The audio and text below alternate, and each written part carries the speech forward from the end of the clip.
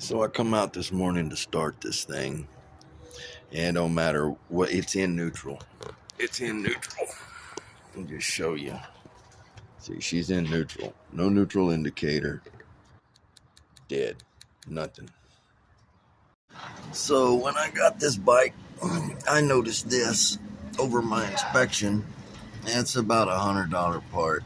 It's the neutral base assembly switch, and it has to do with the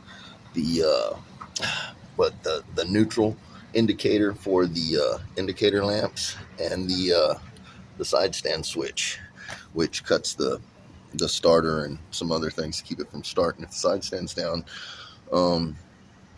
It was working, but I had noticed that these wires here were all roasted.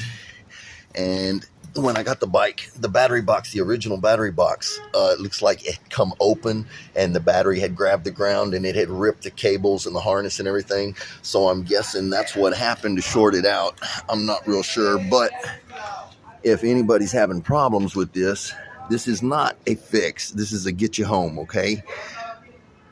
You order the new switch. New switch is on the way. We're just gonna cut all of this.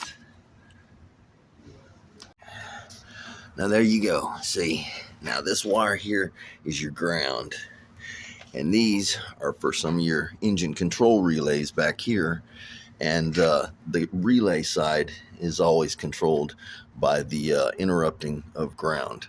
So I'm not worried about anything shorting out or anything else. But now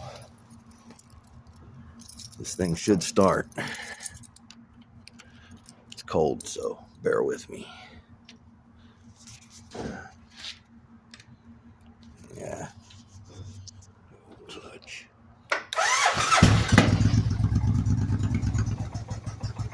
Come on, baby.